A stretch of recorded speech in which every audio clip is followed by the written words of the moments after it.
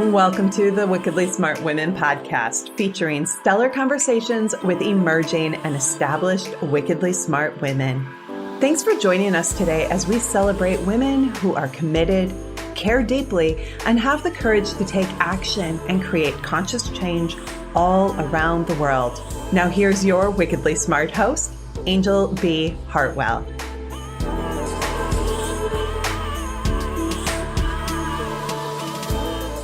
Welcome to another episode of the Wickedly Smart Women podcast, where we celebrate wickedly smart women and provide our listeners with a wealth of wisdom, along with immediately actionable steps to be smarter, spunkier, and more successful in their impact and their leadership.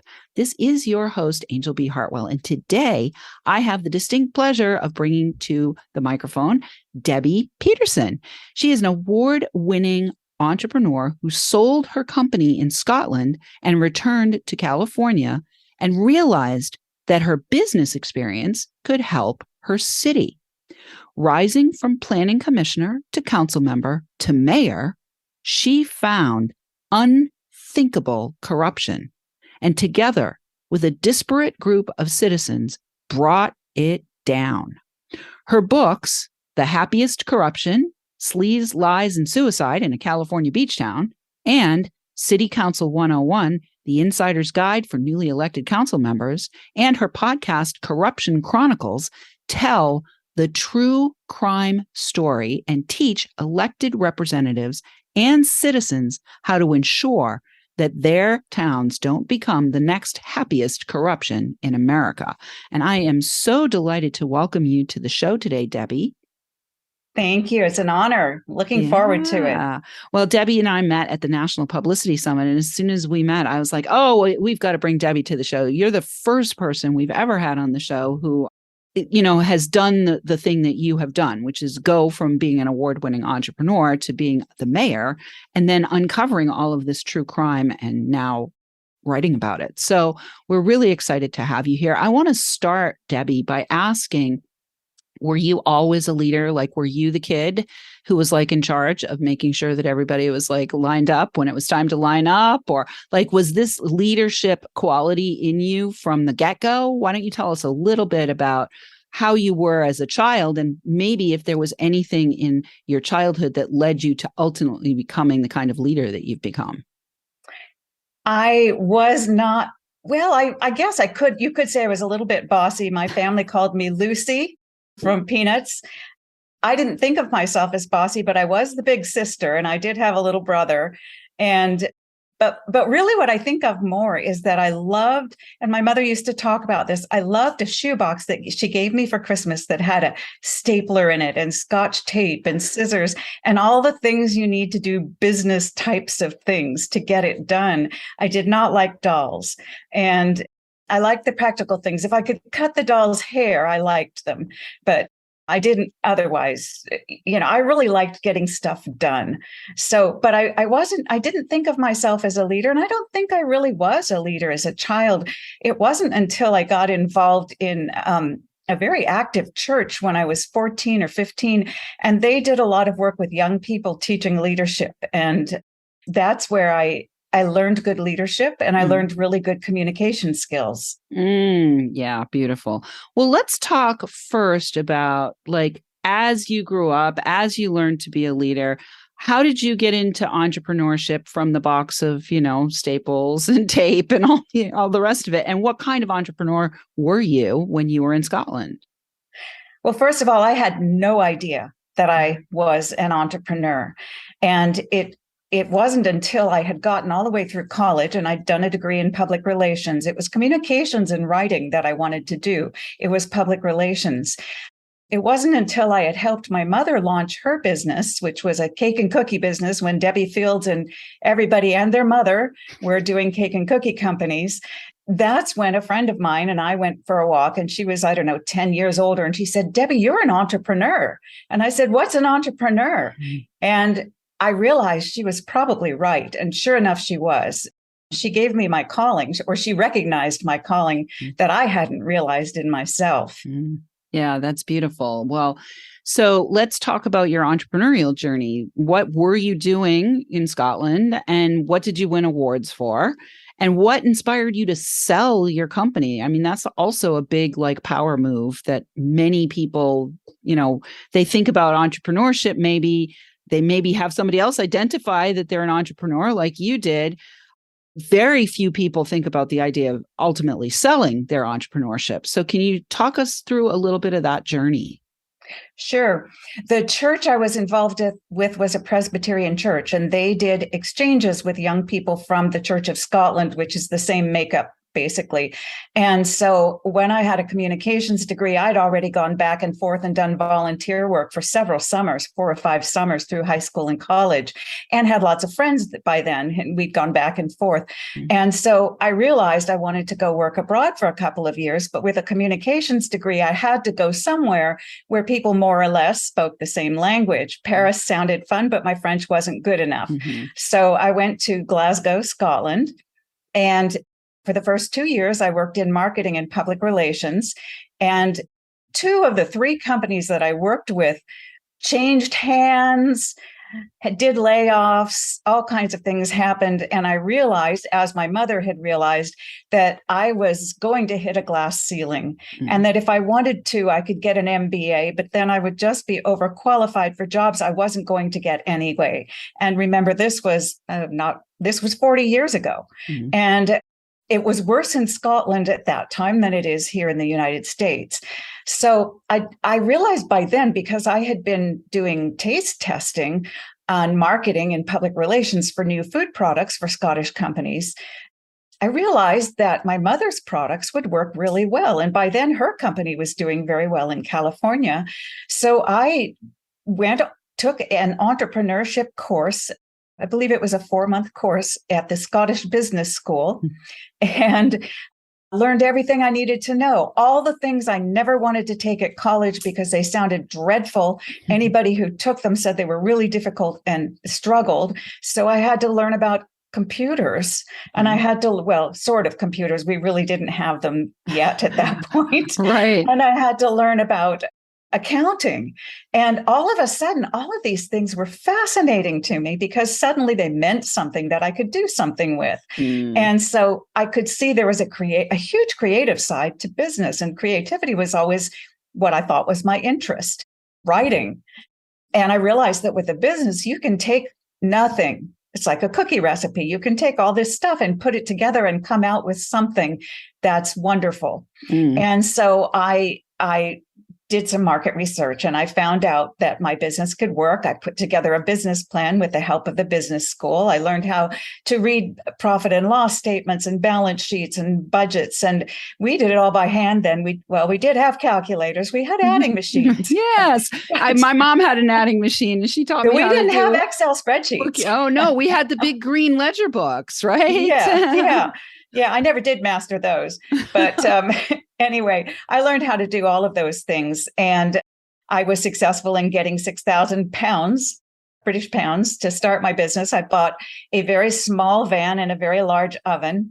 And we ended up selling to supermarkets and Safeway. And that's probably the only name that folks here might know. Yeah. And Aldi and Marks and Spencer and British Airways and British Rail and British Midland Airways. And what were you selling? Cookies? We were selling my grandmother's recipes for cakes and cookies. Oh, my goodness. I copied my mother's business that I had helped her to launch when I had just gotten out of college and helped her start up for a year. Oh, my God. That's amazing. I did my mother's PR and the hiring and firing and the launching of her company a year after I got out of college, and then went to Britain to work. Right. And so, and then you fast forward a little bit. Yeah. So then you made the decision at some point to sell. So how long did you do business? And then you made the decision to sell. I did it. For I think about 13 years. Okay. And at that point, I really wanted the freedom to be able to go back to the United States if I ever needed to. My parents were getting older. I was getting to an age where I had gotten married and we had a son, and I felt I might need to raise him in the United States because we didn't have any family, and my husband didn't have family in Britain. And I wasn't sure about the school systems there, if I really wanted him to go through those systems. And I decided that the best thing would be a management buy-in. And I was one of the first women in Scotland, I think possibly the first woman who attracted a big outside venture capital company to do a management buy-in. Of course you were. Of course you were. Yeah. And so there was a learning curve still, though, because although I did do that, what I didn't know at the time, and what a lot of people, I think, learn the hard way, is that when you do that, often the buy-in, when it's backed by a big venture capital company or a big firm, they really want to get the original guy out, the original person out. Of course. And so they soon shepherded me out. And when they do that, you lose the heart and soul of the company. And I don't know if you've ever noticed it, but why is it that homemade stuff is so much better than even the best patissiere can make? But I think it's because there's something about the love that goes into it. There's something about the heart. And when you take the heart of an entrepreneur out of a company, you lose something. The magic goes. Yeah. So the company never did as well once they took out the magic. Well, then now the magic came to California and suddenly decided the magic came to California and suddenly decided to get involved in government. So let's talk. I want to really focus on that now. First of all, you came back to California. What was it that initially inspired you to get involved in government? I hate politics. I hated politics then. But what I saw was I was in a small town and they needed help with their image. I know about PR, and they needed help with redevelopment. And I'd done a lot of redevelopment work. Once I'd become successful in business, I consulted a lot. And I realized that those were two things that I could really help my small town with.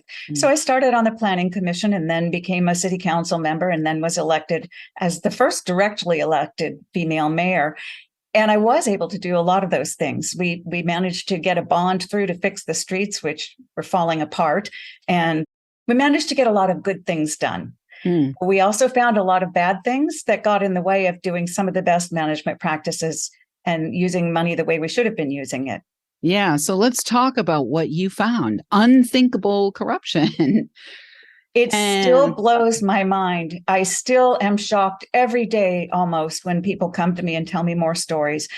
I found out first because I started noticing that when we used to serve on different committees, and I served on 16. Of the 16, about 4 of them on the boards, they were so badly overseen that if they weren't corrupt, they were wide open for it.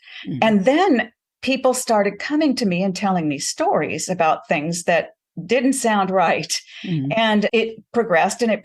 And eventually I realized that the whole county was riddled with corruption and people were demanding that things be done. And so I started working we actually got the leading corruption investigator in the United States, the one who found Oliver North and the Colombian drug cartels and the arms Noriega situation. He's the one who masterminded those. And he was so angry at what I told him about what was going on in our little communities that he came and helped us. And he's helped us a lot over the years.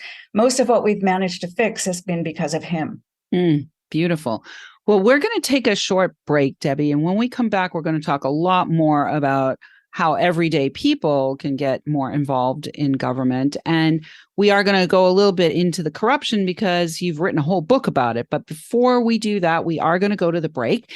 Wickedly Smart Women, we could use your help. If you are enjoying the show and want us to stay on the air, please consider making a donation at www.wickedlysmartwomen.com. We'd also like to ask you to share with your lovely lady friends who you think might benefit from our content. Help a gal out and let your sisters, mothers, daughters, friends, and colleagues know about the show so we can serve them too. I do want to send out a big thank you to Martha Saunders, who made a donation. Thank you, Martha. And I also want to thank all of our listeners who are downloading, rating, and reviewing. We're welcoming thousands of downloads from all over the world, 104 countries now. And we just found out we've won our 8th award. So we want to shout out this week to our listeners. We might as well shout out to our listeners in the UK and Scotland. And we might as well also shout out to our listeners in California and our listeners in Bolivia, because there's probably some corruption down there. And we will be right back with Debbie Peterson.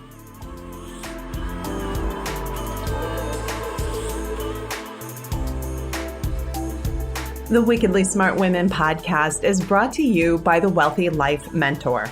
Women, are you on the edge knowing that life is calling you to make a change?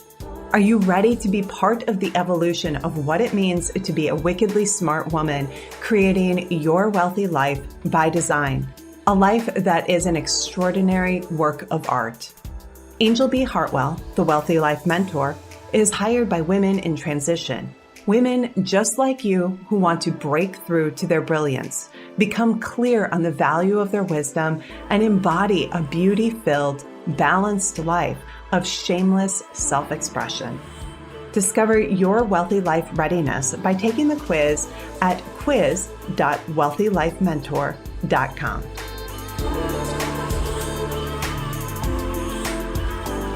And we are back with Debbie Peterson. You can find out more about Debbie at debbiepeterson.com. Now, she's got a couple books we talked about in the introduction: The Happiest Corruption, Sleaze, Lies, and Suicide in a California Beach Town. Her other book, City Council 101, Insider's Guide for Newly Elected Council Members. Debbie, you also have a course. Can you talk a little bit about what that course is about and why you created it as a response to the experiences you've had? Yeah, the reason I created the course, it's called Double Dias, Adventures in Local Government. I created it because there is no playbook when you get elected. Nobody tells you how to be a mayor or what to do. They don't tell you the rules about your roles and responsibilities on a board. They don't explain open government. And so it took me probably 6 years of osmosis to figure it out. So I thought, I'm going to break all this down so that everyday people can figure it out for themselves quickly and become effectively quickly. And especially this newest one is for elected officials. Anybody can do it. So I'm doing a discount on the course. It's $97. And in about 4 hours, you can learn what it took me 6 years to learn. And I'm hoping that'll help people get involved quickly and get involved. And that's available through my website. And I am doing that introductory price, at least probably until everybody gets sworn in sometime in January. Right. So let's talk, Debbie, about maybe the glass ceiling in politics, right? Oh. Can we talk a little bit about the glass ceiling in politics? You know, one of the stats that you shared with me is only 28% of people who are in political office are female. And this, our audience is wickedly smart women. So oftentimes, maybe I'm projecting, but oftentimes I feel like we women are already spread very thin. However, what's happening in our governments has direct impact on ourselves personally, our families, our children, our communities, the places that we work, our money, all the things. So can you talk a little bit about your passion for helping even more women to enter into the political arena at whatever level is the right fit for them? Yeah. And, the easy thing is to start at the local level. You can be on a parks commission. You can be on a planning commission. You can just volunteer for the city and get the hang of it. And the reason we have 28% and Rwanda, Nigeria, a lot of the third world countries that we think of are so much higher up than we are. And we're no better than we were in, say, 1985. We're not making progress. And yet we represent 51% of the population. And when you've got something skewed that far, this is not a representative government. And it needs to be a representative government. We have to get our voices out there. And women play very differently than men. Women tend to compat rather than competing. We would probably have more peace if women had more chances to be in leadership. But also when we do see facts and figures about women on boards, they are often more fiscally responsible and more fiscally successful. So there are a lot of really good reasons to get women in leadership, apart from the ethical reasons. But there are also some really good reasons for business women to be in leadership, because business women do have those skills. They know how to read balance sheets and profit and loss sheets. They've worked in human relations. They understand all those things in a small business. They know how to juggle it all. And politics is dirty. It's not easy. But if you start at the local level, that's where we can start to fix it. And that's where women can start. Yeah. Well, let's talk a little bit about the dirt, right? I'm really super curious. Like, what do you mean by happiest? The happiest corruption. The name of your book, I'm like, what is that all about? So can you give us a little bit more detail about some of what you found? And, I think there's also maybe the perception, if politics is dirty and there is a lot of corruption, that it could also be dangerous. So can we talk about that? And that, I don't know whether you think this, but could that be a factor that's keeping women from stepping into that space? I say yes to everything you just said. Yes. And it's not always dirty. It's on a spectrum like everything else. There are places, Massachusetts does a really good job. I came across a little town, I think it was Morristown, North Carolina, and it looked like they were doing a great job. And there are some places that do a great job, some places that do worse than us, not a lot. And a lot of places are somewhere in the middle. Oprah came to town in 2011, and she said that our county seat, San Luis Obispo, was the happiest city in America. And she's right. It's a beautiful place. This is a wonderful place to live. The problem is everybody's so happy and it's so expensive to live there that nobody has time to pay any attention, and nobody is paying any attention. And that's when the corruption starts. The opportunists come in. It's like this in a business. It's like this with anything. It's like this with your health. If you don't pay attention, it falls apart. And that's what happens with our government. If we don't pay attention, it's going to fall apart. It's going to go places we would rather it didn't go. And yes, it can be dangerous.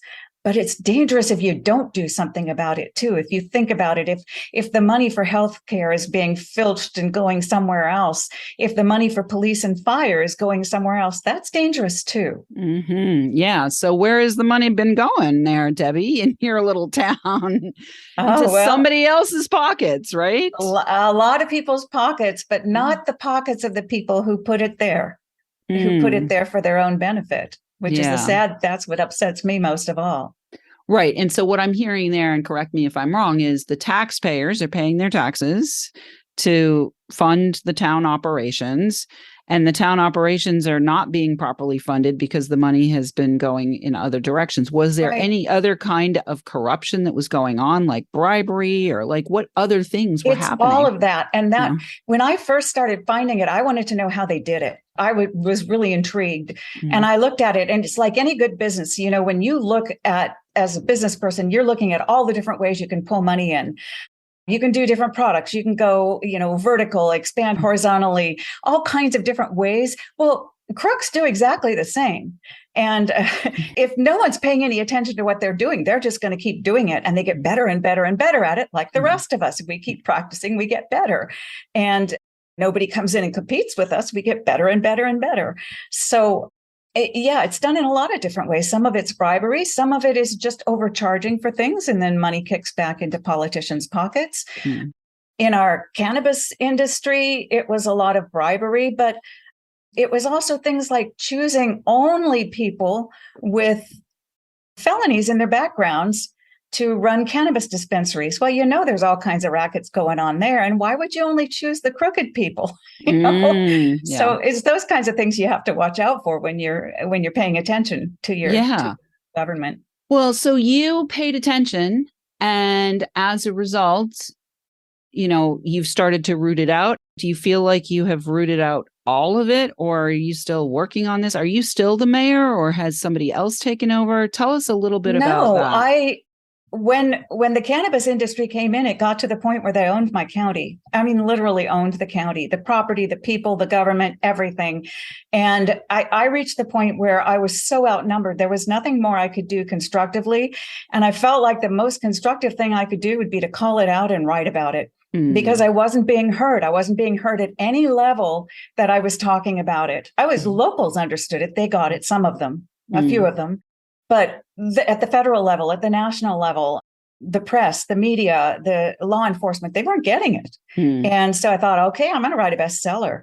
I'm going to use the power of the pen here. This is what I've got left. And this is going to be my last gift to my community. And that's why I've got 5 years dedicated to this. I've spent 3 already. And then I'm going to commit the next 5 to making sure this doesn't happen to other people, and to seeing if we can't kind of finish the cleanup here. Yeah. Get somebody's attention. Beautiful. Well, like when the whole county is owned, it's like what is the old saying? The fox is in charge of the hen house, right? Yeah, the tail is wagging the dog. Yeah, the tail is like wagging that. the dog. But The fox is in charge of the hen house. Like, I mean, it's almost it. So what I'm hearing, Debbie, is that your biggest intention at this point is to educate others to do two things. Number one, to get involved earlier is better in your local government, especially if you're female, because we need to correct the underrepresentation of our demographic in politics. Number two, you want to help people who are getting involved in politics to get their feet wet and on the ground and have some education quickly through your course. Thank you for creating that. And number three, you're wanting people to have the data to look like where they can look before their whole county becomes corrupted. Is that what I'm hearing? Absolutely. Yeah, thank you. You put it really well. I'm going to have to copy that down and repeat it. Yeah, well, and I just want to say thank you for coming in and also just encouraging women in general to get involved. It doesn't have to be the mayor. It can start small. And even one of the things that I did in my town was I actually saw that there was a need at one point in the journey, that there was a need for the arts community to be highlighted, so it's not always about corruption. Sometimes it can be about how can we incorporate and be additive to our community, to make our community more attractive, to make our community more robust, to make our community a place where we all want to live. And one of the things I did was I started a thing called Art Walk, which is now in its 18th year in our city. I started it, but people, picked it up and kept on going with that, and was also instrumental in a thing called City Arts. So I want everyone who's listening to just know that you don't have to be experiencing the true crime side of things to get involved in your government. And we need both. We need people who are willing to do both, right? To put everyone's nose in the poop, like Debbie is doing. Mm-hmm. Say, look, there's poop here. And also, what can we do to make where we live an even more beautiful and safe and rewarding place for everyone? Yeah. Absolutely. Yeah. And there is room for everyone. Yeah. Everyone, use the skills you've got. Use what God gave you. Work with what you've got. Yeah, beautiful. All right. Well, thank you so much for being with me today, Debbie. It was a pleasure. Listeners, we love feedback. Please let us know what you think of today's show by calling into our listener line. We'll have that number for you in the show notes. Or you can send in questions or guest suggestions to listeners at wickedlysmartwomen.com. We might even give you a shout out on the show. Thanks for tuning in. Keep your ears open. And remember, you are a wonderful woman. Thanks for tuning in, downloading, and listening. Be sure to rate and review Wickedly Smart Women on Apple Podcasts and share with other women who can benefit from today's episode.